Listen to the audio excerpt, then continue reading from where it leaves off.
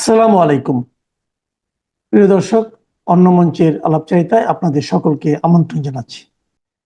Banner এবং headline আপনারা দেখলেন যে পত্রিকা বাংলাদেশে আজকের বিভিন্ন পত্রিকাতেও আছে যে ঢাকাতে বিভিন্ন এম্বাসিতে অলরেডি ইমেল করে হুমকি দেওয়া হয়েছে। যদিও সরকারি পক্ষ থেকে বলা হচ্ছে যে এই হুমকিগুলো আসলে চাঁদাবাজি বা অন্য কিছু। তবে আপনি একটা কথা স্মরণ রাখেন যে আমি নিজে এবং আরো দু তিনজন আমরা আজ থেকে এক সপ্তাহ আগে একটা গোয়েন্দা তথ্য পেয়েছিলাম। সেটা অরিজিনাল হইতে পারে, ডুপ্লিকেট হইতে পারে, সেই বিষয়ে যাচ্ছি না। কিন্তু সেখানে যেটা জানানো হয়েছিল যে বাংলাদেশের বিভিন্ন এম্বাসিগুলোতে আক্রমণের একটা প্ল্যানিং চলছে। সেটা নিয়ে আমরা পোস্ট দিয়েছিলাম এবং সরকারকেও অনুরোধ জানিয়েছিলাম যে এটার উপরে চোখ দিতে, কিন্তু সরকার সেটা চোখ দেয়নি।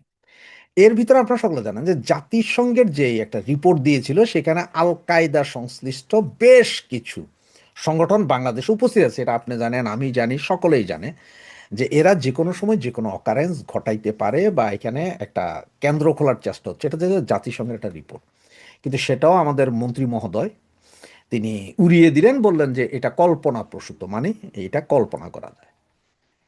এইসব ঘটনাই যখন চলছে তখন গিয়ে আসলো কি এই ইমেল। এখন পুলিশ বলছে যে এইটা ইমেল ফেক ইমেল হইতে পারে, স্পাম হইতে পারে, অমুক হইতে পারে, তমুক হইতে পারে। আমার দেশের পুলিশ, তাহলে এখন আপনি আমাকে আগে বলেন, চায়না এম্বাসি, জাপান এম্বাসি সহ আরো 8-10টা এম্বাসিতে মেইল গেল। এই মেইলগুলা স্পাম ইমেল না 2 নম্বর ইমেল না 1 নম্বর ইমেল, এইটা খোঁজার বা এইটা তদন্ত কি ওইসব দেশগুলো করার সক্ষমতা নাই? তার মানে চাইনিজ ইন্টেলিজেন্স, জাপানি ইন্টেলিজেন্স বা ইউরোপিয়ান ইন্টেলিজেন্স, আমেরিকান ইন্টেলিজেন্স, এরা সবাই কি বাংলাদেশের ইন্টেলিজেন্সের চেয়ে খারাপ? তার মানে বাংলাদেশের যেই এজেন্সি আছে, আপনার এনএসআই, ডিজিএফআই, এরা পৃথিবীর বিখ্যাত।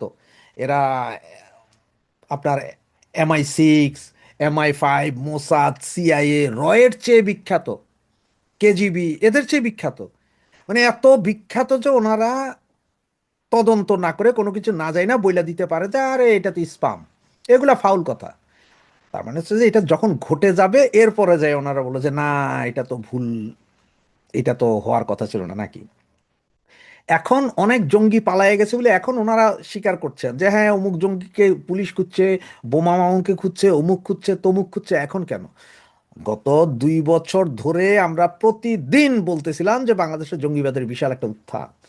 এটার পেছনে ইনভেস্ট করতেছে কারা, এটা কারা চাইতেছে যে এই দেশটাতে শান্তি না আসুক, এই দেশটা অর্থনীতি ধ্বংস হয়ে যাক, কাদের লাভ, কাদের ফয়দা, এটা বারবার বলার পরও সরকার বা সংশ্লিষ্ট কর্তৃপক্ষ কেউই চোখ দেয় নাই। আর এখন এই চোখ দেয় নাই বিধায় এই মুহূর্তের এখন এম্বাসি এমন অতীত হইতে পারে যে এই হুমকি ধমকি বা কোনো একটা ছোট অকারেন্সের কারণে বেশ কিছু এম্বাসি বন্ধ হয়ে চলে যেতে পারে।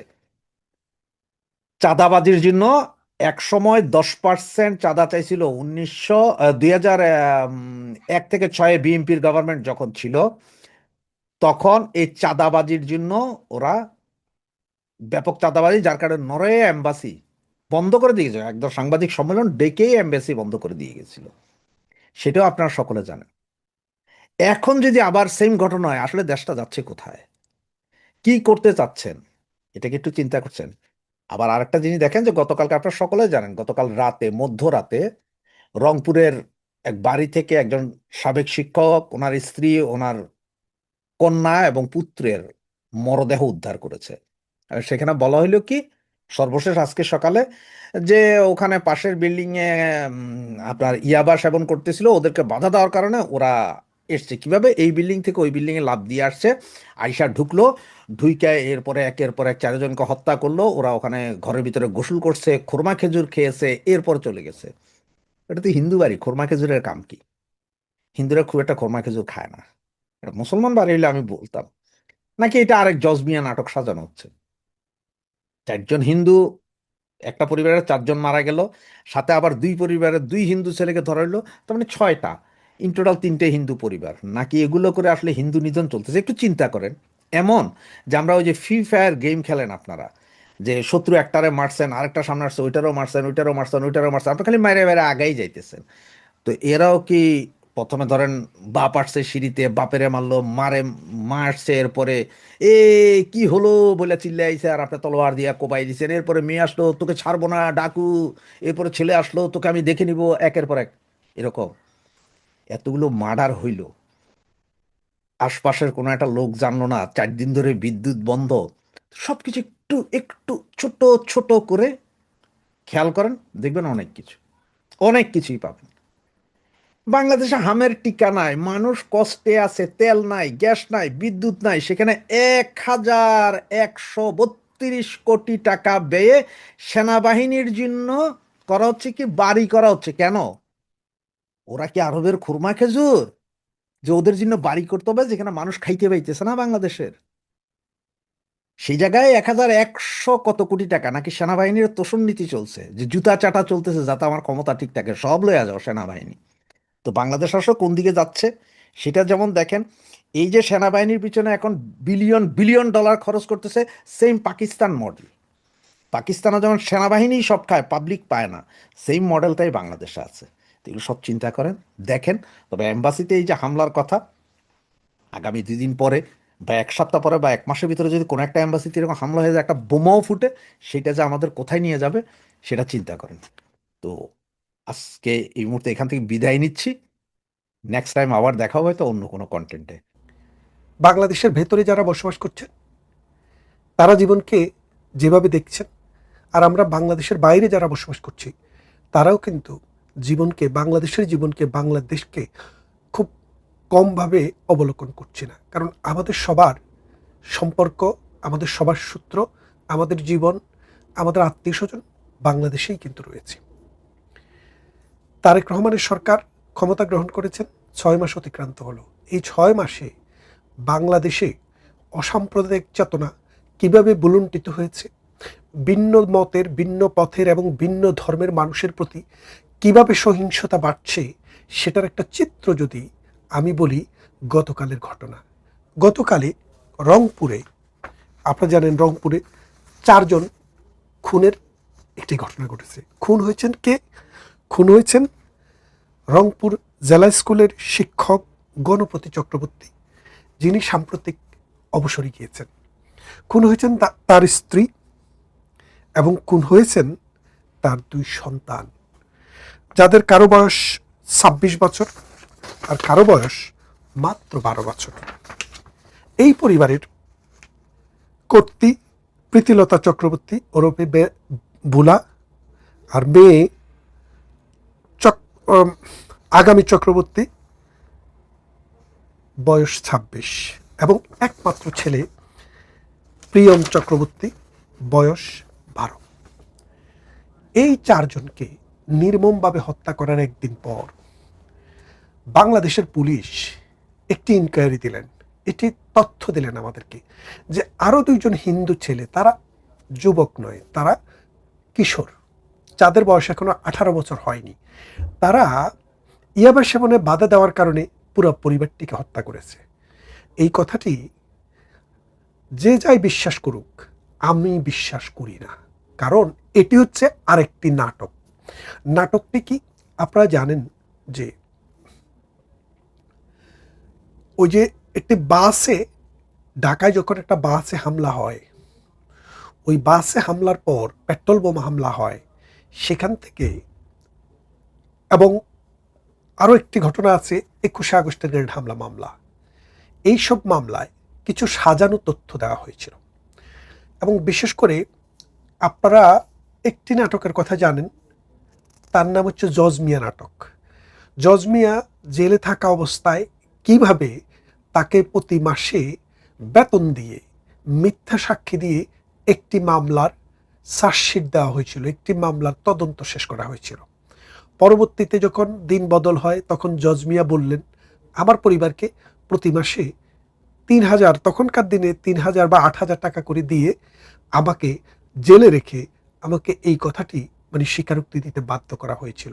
কিন্তু দেখা গেল এই মামলার সাথে জজ মিয়ার কোনো সম্পর্কই নেই। আজকের দিনেও আমরা আরেকটি জজ মিয়া মামলা দেখলাম। এই জজ মিয়া মামলাটি হলো 2 জন হিন্দু কিশোর। খেয়াল করে দেখেন প্রতিষেধকটা কীরকম। যে যিনি মারা গেছেন বা যারা মারা গেছেন স্কুলের শিক্ষক, তার স্ত্রী, তার 2 সন্তান, তারা সবাই মাইনরিটি কমিউনিটি, হিন্দু, সনাতন ধর্মের মানুষ। এখন বিশ্বের কাছে এটা দেখানো যে এই হিন্দু সনাতন ধর্মীয় লোকদেরকে আরেকটা হিন্দু পরিবারের লোকে হত্যা করেছে, কোনো মুসলমান পরিবারের লোক হত্যা করেনি। চিন্তাভাবনার বৈকল্যটা দেখেন। হত্যাকারী সে হিন্দু হোক আর বৌদ্ধ হোক আর খ্রিস্টান হোক, সে মুসলিম হোক, তাকে কিন্তু যথাযথ সাক্ষ্য প্রমাণের ভিত্তিতে কিন্তু সাব্যস্ত করতে হবে। কিন্তু বাংলাদেশে ওই জজমিয়া নাটকের ধারাবাহিকতা, তারেক রহমানের সময়ে এটাই হবে, আমরা এটাই বিশ্বাস করি। এবং আরেকটা জিনিস খেয়াল করে দেখেন যে 21শে আগস্টে এত বড় গ্রেনেড হামলা, ওই গ্রেনেড হামলায় 21শে আগস্টে টোটাল 31 জন লোক মারা গিয়েছে, 22 জন কিন্তু জায়গায় মারা গিয়েছিল। বাংলাদেশের তৎকালীন বিরোধী দলীয় নেত্রী, পরবর্তীতে প্রধানমন্ত্রী জননেত্রী শেখ হাসিনাকে উদ্দেশ্য করে এই গ্রেনেড হামলায় যারা অংশগ্রহণ করেছিল তাদেরকে নানানভাবে বাঁচানোর চেষ্টা করা হয়েছিল। পরবর্তীতে 24শে আগস্ট যখন জঙ্গি হামলায় সরকার পরিবর্তন হয়, তখন সেই জঙ্গিরাই সরকারকে এবং কোর্টকে ডিকটেশন দেয় যে এই মামলায় কাউকে কনভিকশন দেওয়া যাবে না, যার কারণে তারেক রহমান সহ বাবর সহ যে জেলে ছিল তাদের সবাইকে বেকসুর খালাস দেওয়া হয়। এই যে বাংলাদেশ, এই যে হত্যার বিচার না করে দায় মুক্তি দেওয়ার যে সংস্কৃতি জিয়াউর রহমান চালু করেছিল, সেটা কিন্তু এখনো চলমান। খেয়াল করে দেখেন, আপনারা অনেকে প্রশ্ন করবেন জিয়াউর রহমান কিভাবে শুরু করলো। হ্যাঁ, জিয়াউর রহমান শুরু করেছিলেন। কিভাবে করেছিলেন? বঙ্গবন্ধুকে হত্যা করার পর মোস্তাক আহমেদ একটি অধ্যাদেশ জারি করেছিলেন, তাও জিয়াউর রহমানের অধীনেই ছিলেন মোস্তাক। তো ওই অধ্যাদেশটি আপনারা জানেন, বাংলাদেশের সংবিধান অনুসারে সংসদ চালু হওয়ার 6 মাসের মধ্যে যদি কোনো অধ্যাদেশ সংসদে আইন দ্বারা, মানে সংখ্যাগরিষ্ঠতা দল যদি সেটা পাশ না করে, তাহলে সেটি আর আইন থাকে না। তো মোস্তাক 87 দিন ক্ষমতায় থেকে যে আইনটি করেছিল, সেটি জিয়াউর রহমান যখন বিএনপির পার্লামেন্ট হয়, সেই পার্লামেন্টে পাশ করিয়ে বাংলাদেশকে কলঙ্কিত করেছিলেন। সেই কলঙ্ক ঘোচাতে আওয়ামী লীগ 96 সাল পর্যন্ত অপেক্ষা করতে হয়েছিল।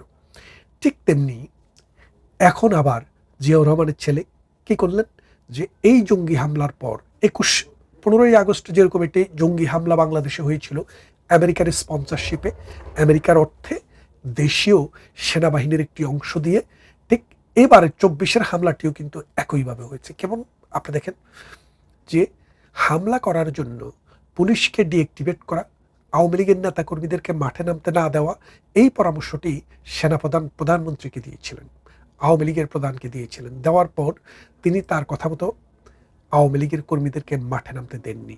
পরবর্তীতে এই সেনাবাহিনী পুলিশকে উদ্যোগ করে এই জঙ্গিদেরকে ঢাকায় ঢোকার সুযোগ করে দিয়ে সরকার পতন ঘটায়। সরকার পতন ঘটানোর পর তারা শুধু আওয়ামী লীগের লোককে হত্যা করেছে তা না, অসংখ্য পুলিশকে হত্যা করে তাদের বাসায় যেটা 45 জন মেরে রাস্তায় ঝুলিয়ে রেখেছিল, সেই হত্যাকারীরা অনেকে স্বীকারোক্তিও দিয়েছে, তাদেরকে ইন্ডেমনিটি দিল এই ডক্টর ইউনূসের সরকার। সেই ধারাবাহিকতায় সেটি ছিল একটি অধ্যাদেশ। জিয়াউর রহমানের ছেলে তার পদাঙ্ক অনুসরণ করে এই পার্লামেন্টে সেই বিলটিকে পাশ করিয়ে পার্মানেন্টলি পুলিশ হত্যার বিচারটি বন্ধ করে দিলেন। তাহলে খেয়াল করে দেখেন, ইতিহাসের বিভিন্ন যাত্রায় বিভিন্ন পট পরিবর্তনে নায়ক বদলায়, চরিত্র বদলায়, কিন্তু কর্মকাণ্ডের যে ধারাবাহিকতা সেটা কিন্তু একই রকম থেকে যাচ্ছে। আমরা আগে যা দেখছি এখনো তা দেখছেন।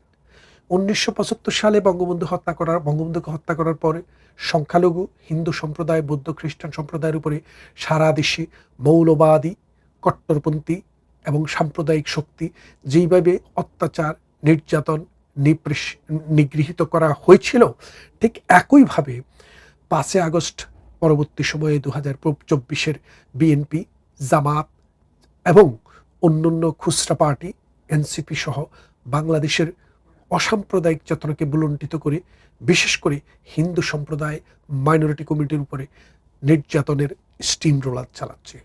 বহু হিন্দু সম্প্রদায়ের মানুষ দেশ ছেড়ে পালাতে বাধ্য হয়েছে, অনেকের বাড়িঘর জোর করে দখল করা হয়েছে এবং তাদের সন্তানকে উঠিয়ে নেওয়া হয়েছে।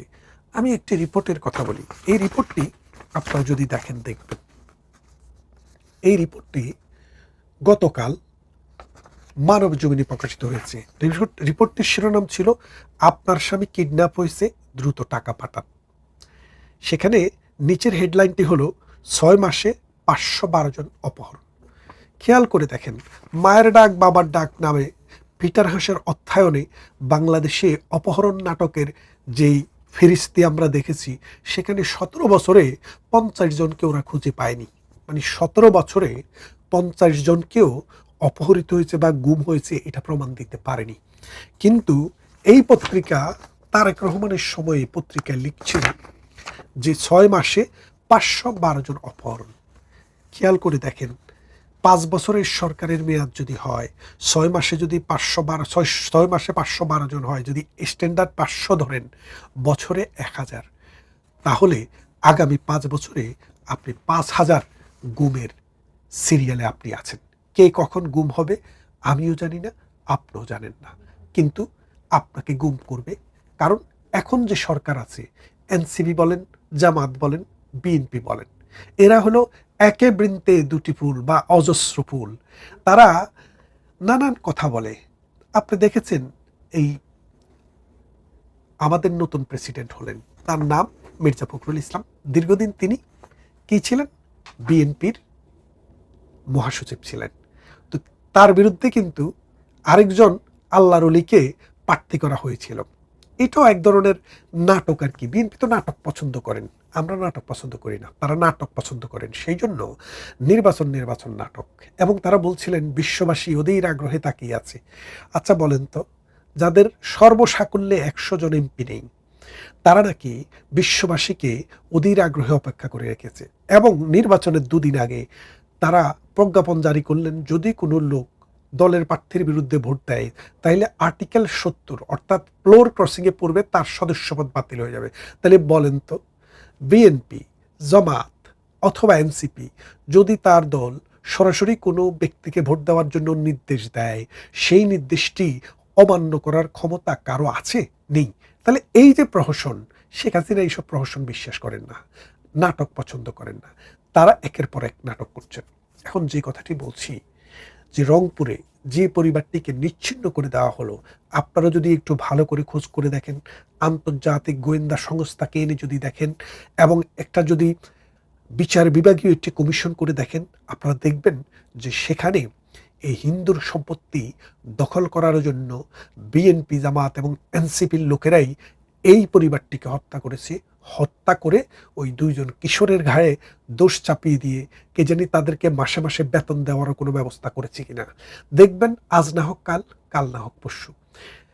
প্রধানমন্ত্রী শেখ হাসিনার মিটিংয়ে বঙ্গবন্ধু এভিনিউতে যখন হত্যাযোগ্য হয়, গ্রেনেড হামলা হয়, 22 জন লোক স্পট ডেড হয়, তখন শেখ হাসিনার সম্পর্কে কটূক্তি করে আজকের প্রধানমন্ত্রী তারেক রহমানের মা বলেছিলেন যে বাংলাদেশের এই হত্যাকাণ্ডের জন্য শেখ হাসিনাই দায়ী, কেননা তিনি তার ভ্যানিটি ব্যাগে করে নাকি ওই গ্রেনেড নিয়ে এসেছিলেন। তাহলে চিন্তা করে দেখেন কতটা পৈশাচিক, কতটা উন্মাদ চিন্তা চেতনার মানুষ তারা। সেই উন্মাদনার ধারাবাহিকতায় আজকে এই সংখ্যালঘু পরিবারকে নিচ্ছন্ন করে দেওয়ার পিছনের যে কারিগর, তাদেরকে আড়াল করার জন্যই এই সংখ্যালঘু পরিবারের আরও 2টি কিশোর তরুণকে জোর করে ধরে এনে মিথ্যা স্বীকারোক্তির মাধ্যমে আরেকটি জজমিয়া নাটকের সূত্রপাত করল। আমরা বাংলাদেশ আওয়ামী লীগ, অসাম্প্রদায়িক চেতনায় বিশ্বাসী মানুষরা, মুক্তিযুদ্ধের চেতনায় বিশ্বাসী মানুষরা, প্রগতিশীল মানুষরা এই সমাজে, এই রাষ্ট্রে সমস্ত অন্যায়ের বিচার করার জন্য প্রতিজ্ঞাবদ্ধ, প্রতিশ্রুতিবদ্ধ। আমরা কথা দিচ্ছি, এই অন্যায়ের বিচার আমরা করবই করব। এবং এই মাইনরিটি কমিউনিটির, এই হিন্দু সম্প্রদায়ের 4 জন মানুষকে, পুরো পরিবারকে নিচ্ছিন্ন করে দেওয়ার পিছনে যারা আছে, তাদেরকে আমরা খুঁজে বের করবই। আর সেদিন আজকের স্বরাষ্ট্রমন্ত্রী, আজকের পুলিশের যিনি এই নাটকটি সাজিয়েছেন তিনি, এবং আজকের প্রধানমন্ত্রী সেই মামলায় আসামির তালিকায় অন্তর্ভুক্ত হবেন। মনে রাখবেন, এই দিনটি শেষ দিন নয়। ইতিহাস নানান বাঁকে বাঁকে আমাদেরকে নানান জায়গায় নিয়ে যায়, কিন্তু ইতিহাস তার পাতাকে মুছে দেয় না কখনো। বাংলাদেশে আজকে যে সাম্প্রদায়িক শক্তির উত্থান হয়েছে, এখানে মসজিদ নিরাপদ না, এখানে মন্দির নিরাপদ না, এখানে গোরস্থানও নিরাপদ না, এখানে আমাদের শিল্পীরা নিরাপদ না, এখানে আমাদের যে কবরে যে লাশ, সেই লাশও নিরাপদ না। আপনারা দেখেছেন বাংলাদেশে ইসলাম ধর্মের বিকাশ ঘটেছে পীর ফকির দরবেশ আউলিয়াদের মাধ্যমে, সেই আউলিয়াদের মাজারও আজকে নিরাপদ না। এই নিরাপত্তাহীনতার তালিকায় যারা যারা আছেন সবার প্রতি আমার সমবেদনা। কিন্তু বিশ্বাস করুন, এই সমাজ, এই রাষ্ট্র, এই দেশকে অসাম্প্রদায়িক চেতনায়, সুন্দর চেতনায়, মুক্তিযুদ্ধের চেতনায় যদি ফিরিয়ে আনা না যায়, তাহলে এই সমস্যার সমাধান হবে না। আসুন আমরা এই অন্যায়ের প্রতিবাদ করি এবং এই সাম্প্রদায়িক শক্তিকে, এই বিএনপির গ্রাস হয়ে যাওয়া, জামাত এবং এনসিপি দ্বারা গ্রাস হয়ে যাওয়া এই নেতৃত্বকে ধিক্কার দিয়ে আমরা বলতে চাই, এই দেশ, এই সমাজ, এই রাষ্ট্র একটি স্বাধীন দেশের মানুষের মতো আচরণ দেখতে চায়। ভালো থাকবেন, কথা হবে অন্য কোনো ভিডিওতে, অন্য কোনো দিন।